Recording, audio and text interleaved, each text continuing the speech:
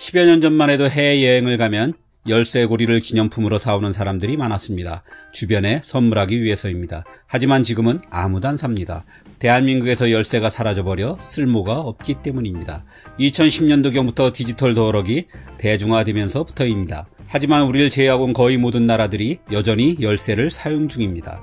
유럽에서 에어비앤비를 가면 적어도 서너 개의 묵직한 열쇠를 건네줍니다. 공동 현관 열쇠가 있고 집 열쇠가 있고 각 방의 열쇠가 있습니다. 어떤 곳에선 엘리베이터 열쇠를 따로 주기도 합니다. 집 밖을 한 발자국이라도 나가려면 이 열쇠들을 모두 챙겨가야 합니다. 문이 자동으로 닫혀 밖에서는 절대 열 수 없기 때문입니다. 열쇠를 오른쪽으로 2바퀴, 왼쪽으로 1바퀴, 다시 오른쪽으로 반바퀴, 이런 식으로 문을 여는 방식도 달라 적응하는데도 한참이 걸립니다. 만약 여행 중 이 열쇠를 잃어버렸다면 그건 정말 재난입니다. 열쇠 수리공을 불러도 쉽게 오지도 않습니다.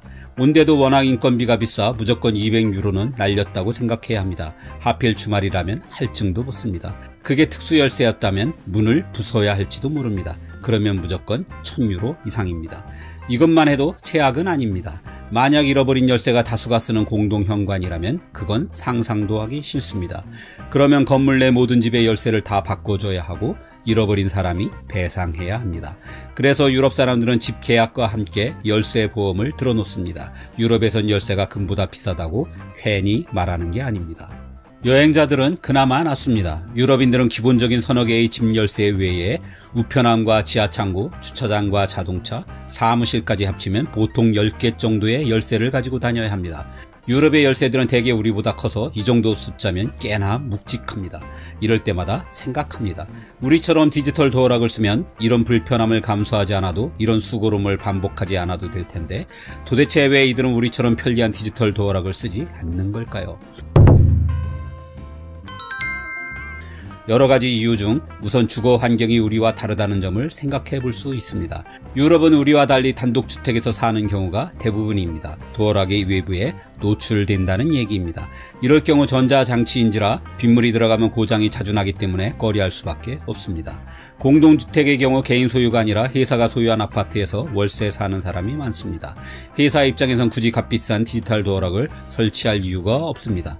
자칫 작동이 안 되거나 해킹을 당해서 강도가 될 경우 거액의 소송을 당할 수도 있으니 이런 부담을 안으려고 하지도 않습니다. 가격이 비싸다는 것도 디지털 도어락 설치를 망설이게 하는 이유입니다. 유럽의 경우 가격이 보통 300에서 500유로 사이입니다. 유럽에서는 할부 제도가 우리처럼 발달되어 있지 않습니다. 더구나 임대 사는 사람이라면 이사갈 때 원상복구를 하는 비용이 또 별도로 들어가므로 큰 부담이 아닐 수 없습니다. 그리고 기질의 차이도 있습니다. 우리나라에선 어떤 트렌드가 만들어지면 많은 사람들이 따라하기 때문에 단기간에 전체로 퍼지는 경우가 있습니다. 하지만 유럽에선 좀처럼 이런 일이 잘 일어나지 않습니다. 도어락의 편리성이 알려지더라도 쉽게 널리 퍼지지 않는 것입니다.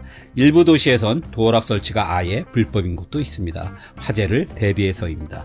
공동주택의 경우 마스터키를 아파트 관리실에서 갖고 있거나 아예 소방서에서 갖고 있는 경우도 있습니다.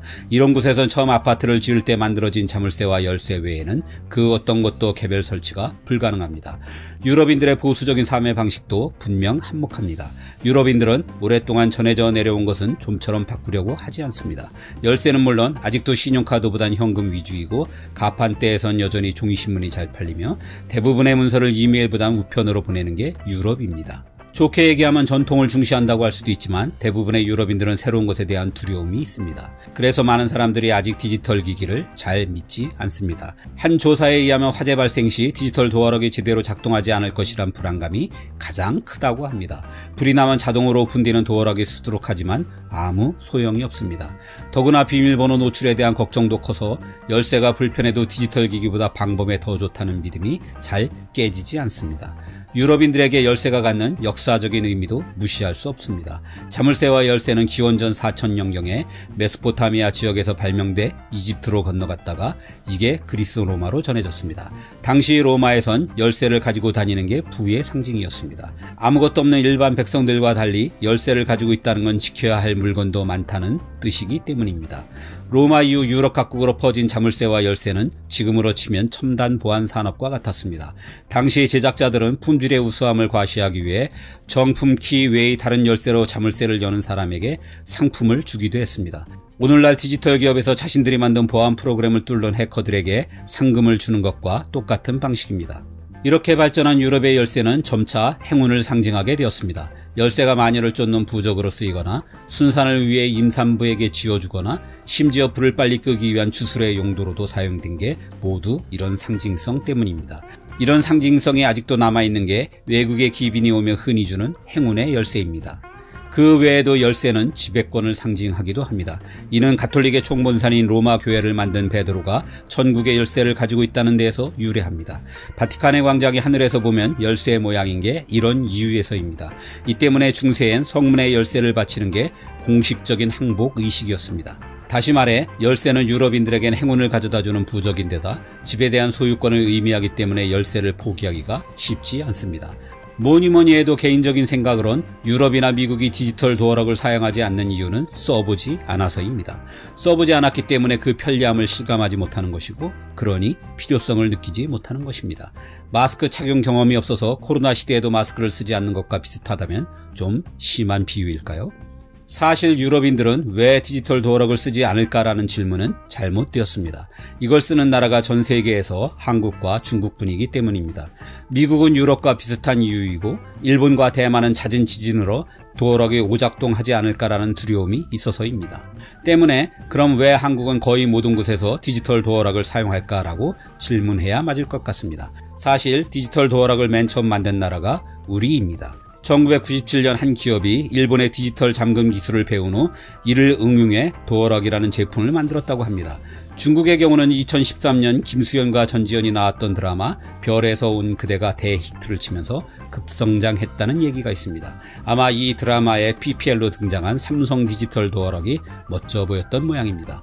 한국은 유럽이나 미국과 달리 아파트와 빌라 같은 공동주택에 사는 사람이 대다수입니다. 디지털 도어락이 설치되기에 딱 적합한 환경입니다. 무엇보다 한국은 디지털에 대한 거부감이 별로 없습니다. 오히려 아날로그보단 현대적인 하이테크를 무척 신뢰하는 분위기입니다. 유럽인들과 달리 새로운 것에 대한 두려움보단 호기심이 더 큰 편이지요. 그래서 아파트 건설과 IT 벤처 붐이 동시에 일었던 2000년대 초부터 디지털 도어락이 본격화된 것입니다. 열쇠엔 분명 아날로그적인 감성과 낭만, 오래된 것에 대한 정서적인 안정감이 있습니다. 하지만 이미 편리함에 맞던 한국인들은 유럽의 열쇠를 보면 답답하기부터 한 게 사실입니다. 어쩌면 한국은 국민 전체가 얼리 어답터들인지도 모르겠습니다.